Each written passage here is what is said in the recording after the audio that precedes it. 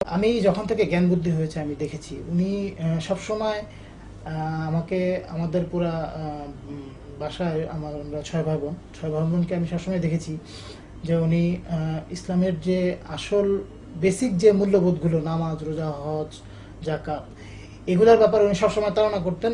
আমার সকালবেলা ঘুমের থেকে উঠার ব্যাপারে একটু অলসতা ছিল সবসময়, কিন্তু উনি সব সময় আমি দেখেছি ফজর নামাজের সময় হলেই উনি এসে দরজা ধাক্কা দিতেন এবং যতক্ষণ পর্যন্ত আমি না উঠতাম ততক্ষণ পর্যন্ত উনি কন্টিনিউয়াসলি দরজা ধাক্কা দিয়ে যেতেন এবং আমাকে উনি বিছানা থেকে উঠেই ছাড়তেন, এটা শীত হোক গ্রীষ্ম হোক রোজা হোক যখনই হোক না কেন, যত রাত্রেই ঘুমাই না কেন উনি সবসময় ফজর নামাজ পড়ার জন্য উনি আমাকে নিয়ে যেতেন। এবং আমি জ্ঞানত কখনো দেখিনি যে উনি নামাজ কখনো ওনার বাদ দিয়েছেন।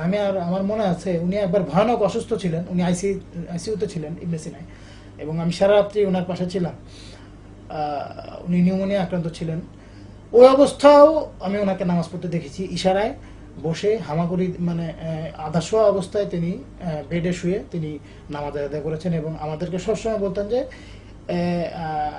নামাজের ব্যাপারে কোনো গাফলতি করা যাবে না। এবং চরম শীতেও আমি দেখেছি ওনার হার্নিয়ার প্রবলেম আছে, ওনার বাইপাস সার্জারি হয়েছিল, সৌদি আরব থেকে উনি করে এসেছিলেন বাইপাস সার্জারি। ওই সার্জারি করার পরেও এখানে ডাক্তার ওনাকে কমপ্লিট রেস্টে থাকা অবস্থায়ও আমি দেখেছি উনি কখনোই নামাজ কাজা করার নাই এবং উনি সবসময় সময় মতো নামাজ পড়ার জন্য আমাদেরকে সবসময় বাসার তাগিদ দিতেন। উনি সবসময় আমাদেরকে বলতেন যে কখনো মিথ্যা কথা বলবো না, কখনো কারোর সাথে অসদাচরণ করবো না। এবং উনি গ্রেফতার হওয়ার পরবর্তীতে উনি যে 6টা মাস জেলখানায় যে ধরনের কষ্ট করেছেন আমরা দেখেছি, এটা আসলে অবর্ণনীয়।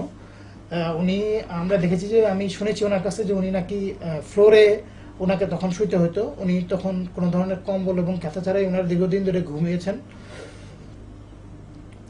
এবং এই অবস্থায় আমরা বাসায় আসলে দীর্ঘদিন ঘুমাতে পারিনি। আমাদেরকেও তখন বাসায় আমরা ফ্লোরে শুয়েছিলাম ওনার কষ্টের কারণে।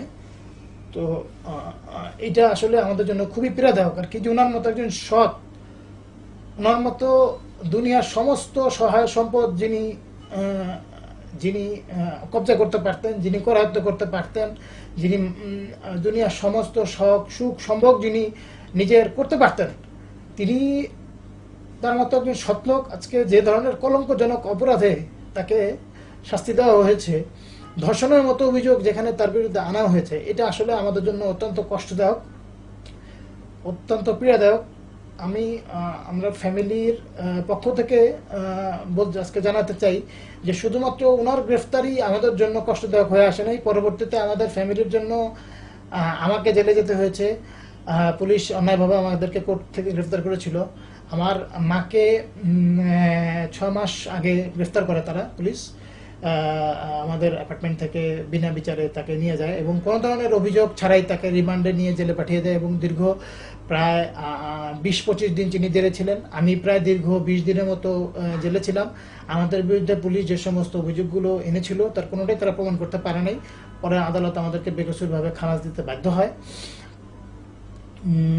এই যে অবিচার এবং যে জুলুমের শিকার আমরা পারিবারিকভাবে হচ্ছি প্রতিনিয়ত, এবং প্রতিনিয়ত আমরা আশঙ্কায় রয়েছি যে কোনো সময় আমাদেরকে গ্রেফতার করা হতে পারে, যে কোনো সময় আমার আব্বুর প্রতি প্রেশার ক্রিয়েট করার জন্য আমাদেরকে গ্রেফতার করে নিয়ে তাদেরকে বিভিন্নভাবে মধ্যস্থতায় আসার জন্য প্রেশার ক্রিয়েট করার একটা সম্ভাবনা আমরা সবসময় দেখি এবং এটার জন্য আমরা আতঙ্কিত অবস্থায় থাকি। তবে বর্তমানে সারা দেশবাসী যেভাবে জেগে উঠেছেন, তারা যেভাবে রক্ত দিচ্ছেন, আমরা আশা করতেছি যে ইনশাল্লাহ অচিরেই একদিন তারা সকল এই ধরনের কলঙ্কজনক অভিযোগ থেকে মুক্তি পেয়ে বেরিয়ে আসবেন। এবং আমি স্পষ্টভাবে বলতে চাই যে আমার পিতা এই বিচারের যেদিন রায় দেওয়া হয়েছে সেদিন তিনি স্পষ্টভাবে এজলাসে বলেছেন যে অভিযোগগুলো তার বিরুদ্ধে আনা হয়েছে তার সাথে কোনো দূরতম সম্পর্ক নাই, পবিত্র কোরআন হাতে রেখে তিনি একদম স্পষ্ট ভাষায় কথাটা এজলাসের ভিতরে বলেছেন। সুতরাং আসলে যে অভিযোগগুলো তার বিরুদ্ধে আনা হয়েছে এই অভিযোগের সাথে তার কোনো দূরতম সম্পর্ক নেই, এটা আমি বারবার করেই বলতে চাই, দেশবাসীর কাছে এটা আমি স্পষ্টভাবে বলতে চাই। কাদের মোল্লা সাহেব অত্যন্ত সৎ, অত্যন্ত যোগ্য এবং পারিবারিকভাবে অত্যন্ত স্নেহবান একজন পিতা।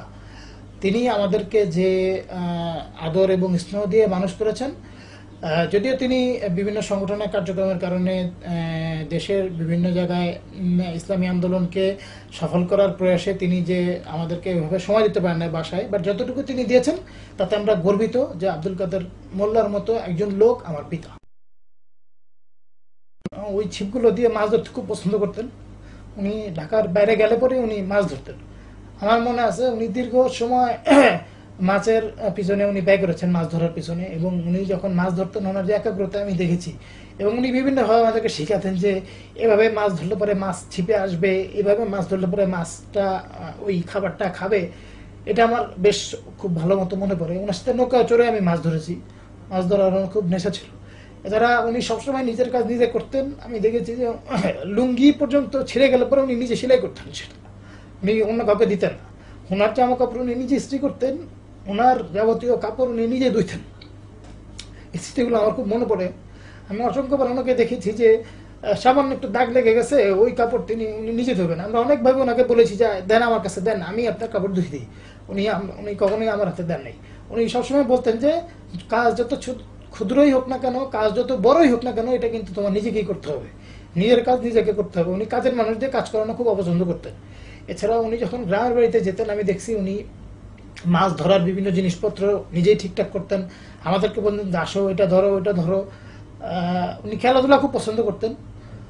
উনি আমাদেরকে সবসময় খেলাধুলা করার কথা বলতেন যে শরীর ঠিক রাখবা, শরীর ঠিক থাকলে পরে সবকিছু ঠিক থাকবে।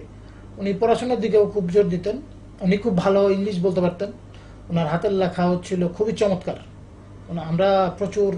আমরা যখন স্টুডেন্ট ছিলাম তখন আমাদের ওরকম কোনো শিক্ষক ছিল না, আমাদের অর্থভাবে আমরা এরকম শিক্ষক রাখতে পারিনি তখন।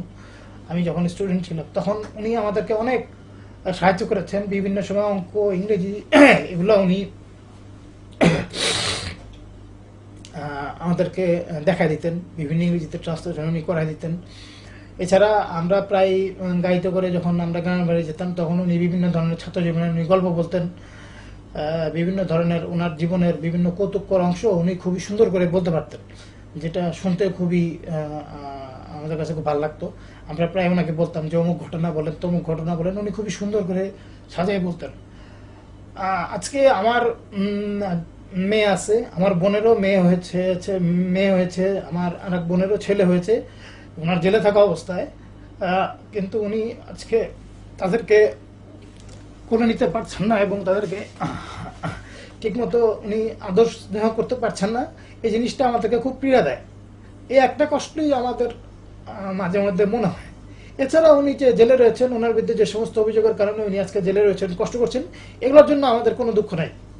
কারণ ইসলামী আন্দোলনের জন্য এ ধরনের কষ্ট যে একদিন না একদিন আমাদেরকে করতে হবে এটা আমরা জানতাম। হয়তো এভাবে করতে হবে, এত দ্রুত করতে হবে, এত দীর্ঘদিন ধরে করতে হবে, এটা আমরা জানতাম না। এবং আমাদের সাথে যে সমস্ত দেশবাসী একদিন এইভাবে কষ্ট করবেন সেটাও আমরা জানতাম না। কিন্তু আজকে এই ধরনের পরিস্থিতির সূচনা হয়েছে এবং দেশ আজকে একটা মহাসংকটের মধ্যে যাচ্ছে। আমরা জানি না আসলে এই সংকট থেকে উত্তরণের কি উপায় হবে, তবে আমরা জানি যে সত্যের জয় একদিন হবেই। তারা সমস্ত অভিযোগ থেকে মুক্তি পেয়ে আমার আব্বু একদিন নিরপরাধ হয়ে আরো সম্মানের সাথে, আরো যোগ্যতার সাথে বের হয়ে এসে আরো যোগ্যতার সাথে দেশবাসীর সেবা করবেন, ইসলামী আন্দোলনের সেবা করবেন, এটাই আমাদের প্রত্যাশা।